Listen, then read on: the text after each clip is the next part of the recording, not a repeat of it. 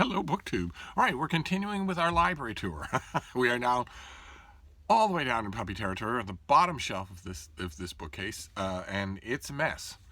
It is full of books that have just been stuffed on one way or another. Bottom shelves. They tend to be a problem for me because I look at them and I think, well, I've got this book to store. I've got to put it in here. I'll just put it on this bottom shelf for now. I don't want to put it on a top shelf because I visit them and I don't visit the bottom shelves as much, and I shouldn't do that. So we've got a hodgepodge of things here. Okay, the first one is a box set of Tolkien. This is a box set of Tolkien in mass market, featuring his quartet of well-known novels: The Fellowship of the Ring, The Two Towers, The Return of the King, and Star Trek: The Motion Picture. So I've lost Sue Morrow right away, right away with this video. But let's just continue. She'll come back once she's finished screaming.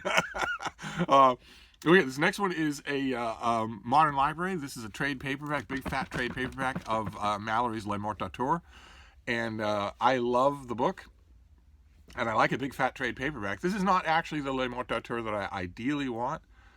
I want the beautiful Norton Critical Edition of Le Morte d'Arthur, but it is not new enough for me to go begging Norton themselves, hat in hand, to get a copy. Instead, I've got to find one secondhand. And I saw one secondhand at the Book Barn in Niantic, Connecticut, an unbelievable place. You all salivate when I talk about the Brattle Bookshop here in Boston. And the Book Barn is every bit as saliva-worthy. Those of you who haven't ever heard of it or ever been there, you don't know what used book paradise is like. It's 5 buildings full of used books. They don't know how many cats they have. They just buy sacks of cat food and leave them out. They have a koi pond. They have a petting zoo. It's just incredible. And the prices are all amazing. And one time there, I saw the Norton Critical Le Morte d'Arthur, and I grabbed it. I put it in my basket, or the tote bag that they give you, and I thought, great, all right, that's one for the book room. And then I looked at it. I ordinarily don't, because they've got a buying table at the front of the Book Barn, and they're really very good about the stuff that they take in. And somehow or other this got by them. It was absolutely loaded with that obnoxious neon yellow highlighting. I knew that I wouldn't read it, so I had to put it back. I've never seen it again. I've never seen another used copy. But this modern library edition is actually very good. The only problem I had with it was the cover. The cover was just some boring medieval tapestry in great grainy detail. So I made a cover of my own. I found a picture of Richard III, not Richard III, good help us, no, Richard Lionheart. Found a copy of Richard the Lionheart and put him on the cover of the book. I cut it to fit and just put it there instead. So you can see the remnants of the tapestry, but I have a picture that I like. Then this next one is a trade paperback of The Hound of the Baskervilles. I have probably 6 different editions of The Hound of the Baskervilles in this room. No idea why. I love it, of course. I love it, as all Sherlock Holmes fans do. I've had many people over the centuries accuse me of the fact that saying the fact that I love it is due to the fact that it's about a dog. It's not about a dog, actually. It's about a horrible woman, and the presence of the dog in the book would hardly be a reason to like it, since the dog has a miserable, tortured existence. No, I just love it. It's not a very good mystery. I just love it. Okay, then there's this next this is a big book. This is The Early History of the Saturday Club, a Boston institution, full of fantastic stories. And this book is big enough to capture a lot of them. And there's another one. There's another volume. There's a second volume of The History of the Saturday Club that I don't think I currently have. When I'm literally the last person in the world left who would actually want a copy. I just haven't come across it, that's all. Oh my, okay, all right. Well, these next 4 we can get done in a shot. These are Orange Spine Penguin trade paperbacks of P.G. Wodehouse, the great P.G. Wodehouse. This is Vintage Wodehouse, Imperial Blandings, Life at Blandings, and Life with Jeeves. 4 big trade paperback collections of P.G. Wodehouse. 4 of them. There it is. These are just fantastic. I have lots of collections of P.G. Wodehouse, and I treasure them all. Sometimes you're in the mood for a big fat hardcover. Sometimes you're in the mood for a slim trade paperback. Sometimes even a mass market of just one P.G. Wodehouse, just one novel.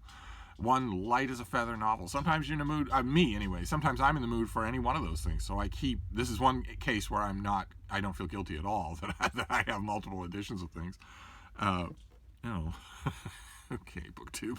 All right, oh my. All right, these next two are a bit,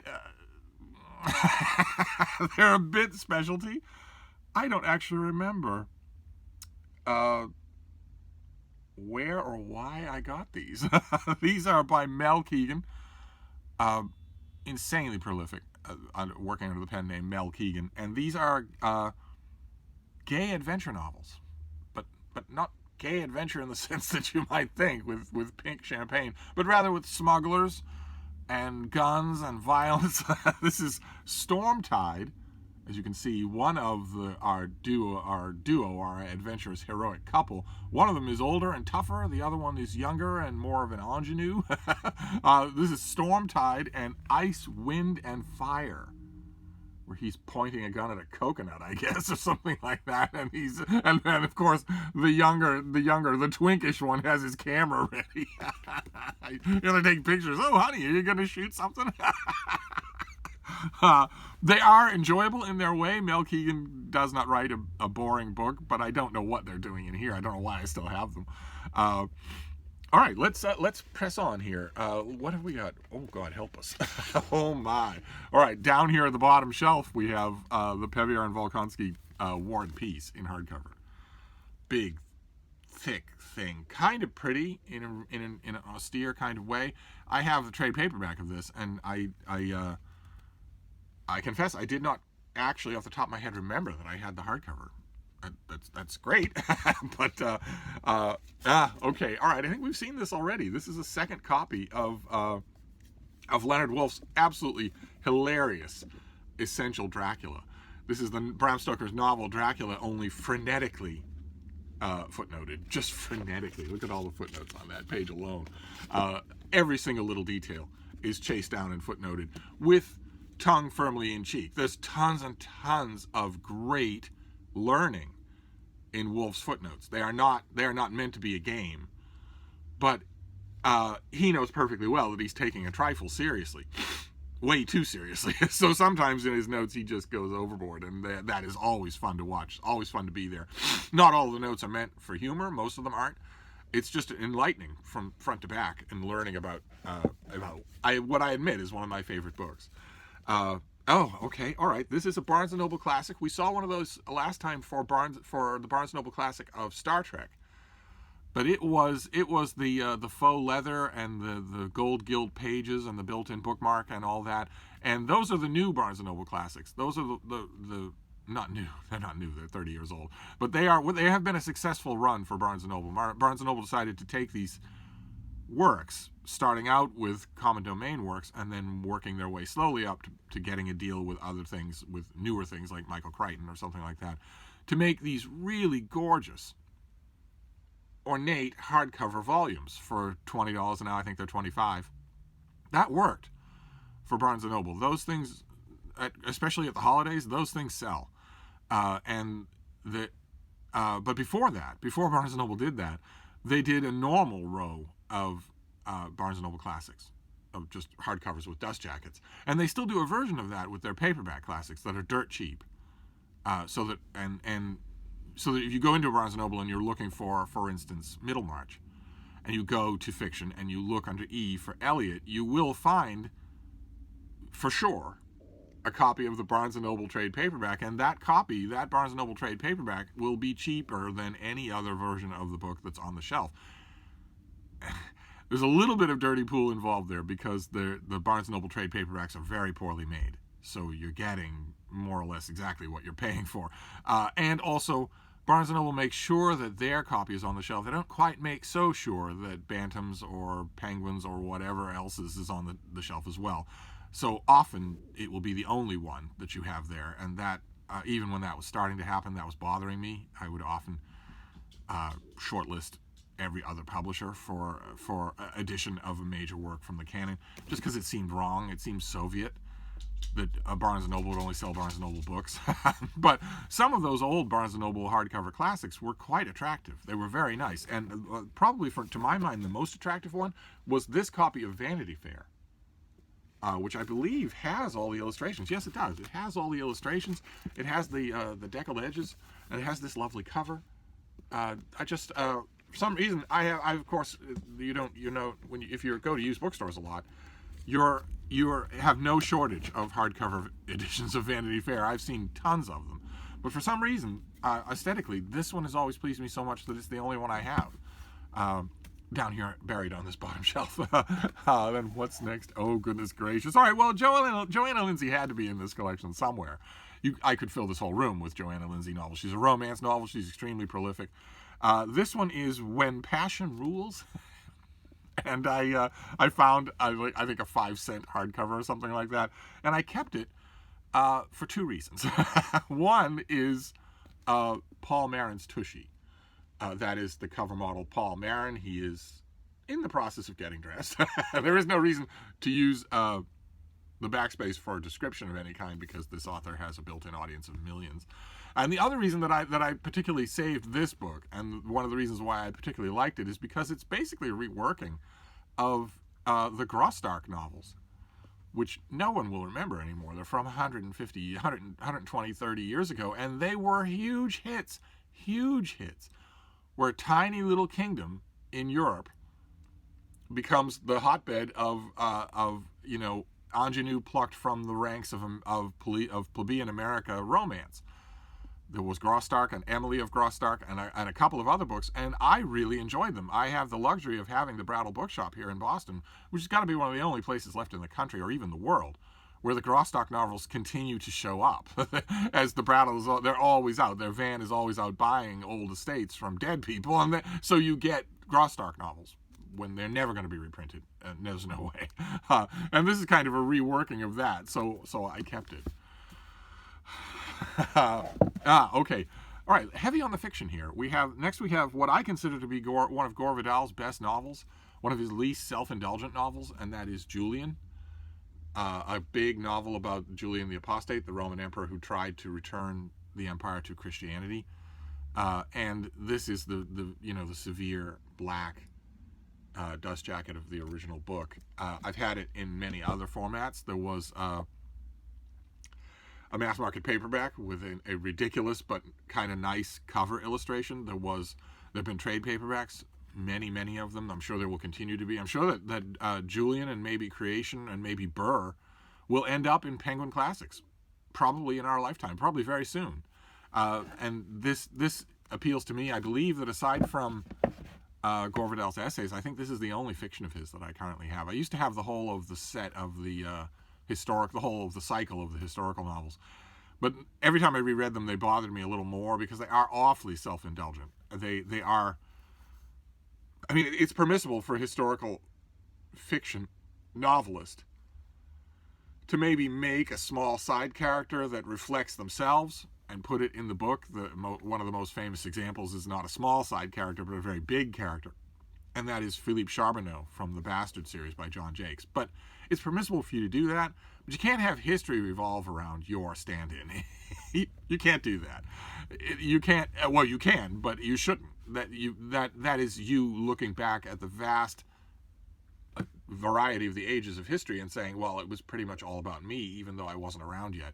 And Vidal does that. He just does that, and that is bad. You don't want that. That is, the more I read it, the more I see it, and I don't see it quite so much in either Julian or Creation. If I found a nice hardcover of Creation, I would probably get that too.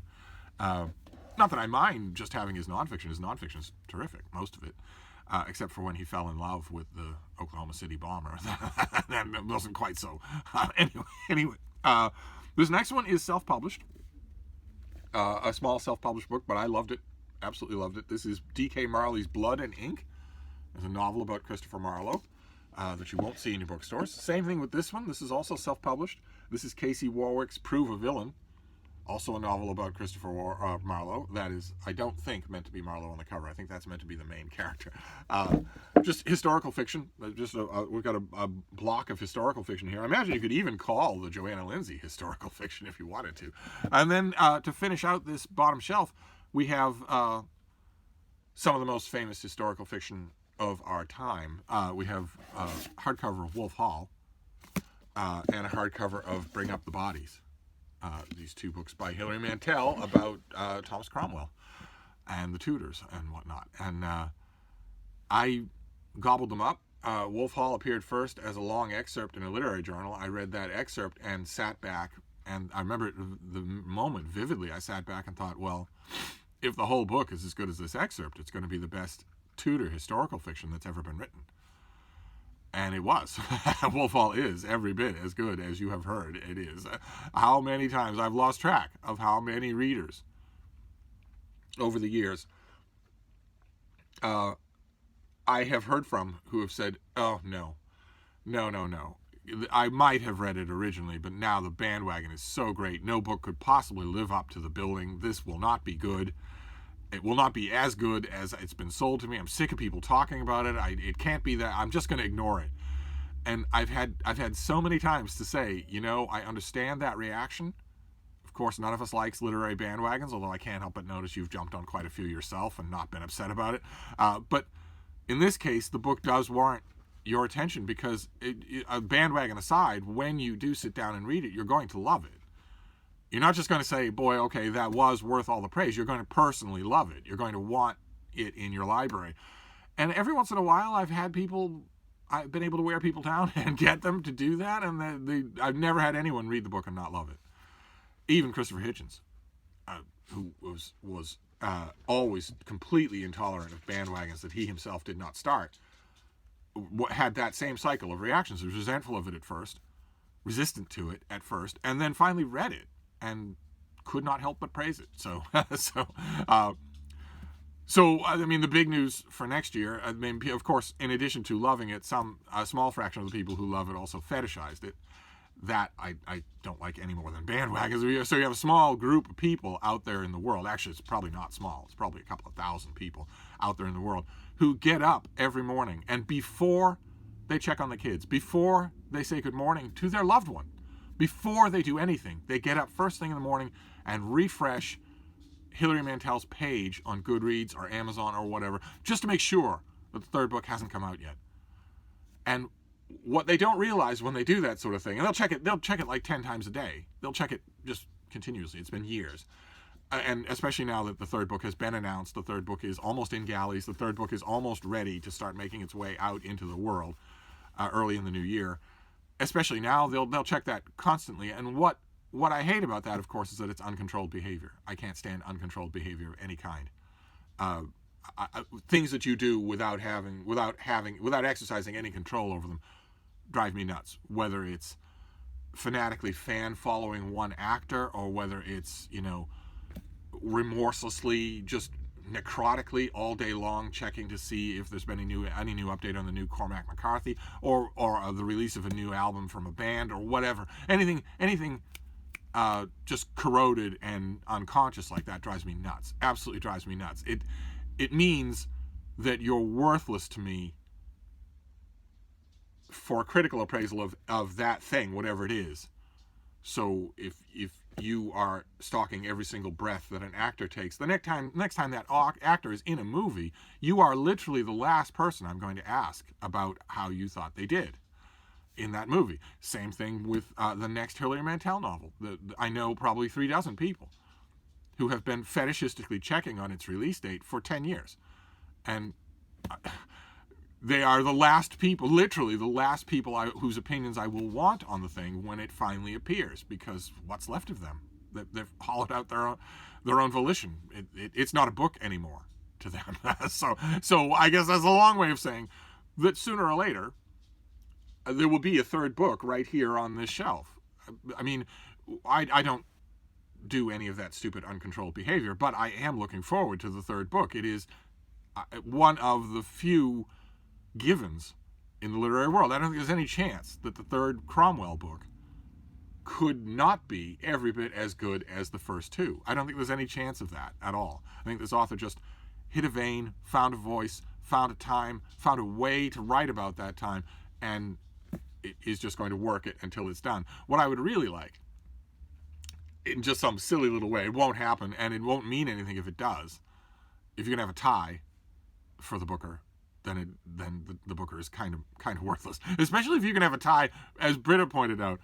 If you can have a tie with 5 judges, then something is going on that has nothing to do with judges weighing in and voting, and you're not going to be told what it is because you're just a pleb. So, if that's true, if there are hands guiding the Booker, the considerations guiding it, and I think we know what those considerations are, but if that's none of that's going to be made clear, except that it's so obvious, you can't have a tie with 5 people. So that was, but still, in a silly way, I would love it if Hilary Mantel won a 3rd Booker for their 3rd Cromwell book. That would be just incredible.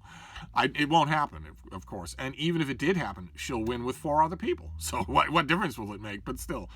So that's how we end this. We end this with historical fiction and a long, gassy rant.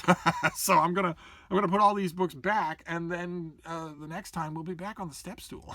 Right there. We'll be back on the step stool to go back up into the heights. We'll just continue this library tour. So I will wrap this up, but I will see you then. Thank you, BookTube.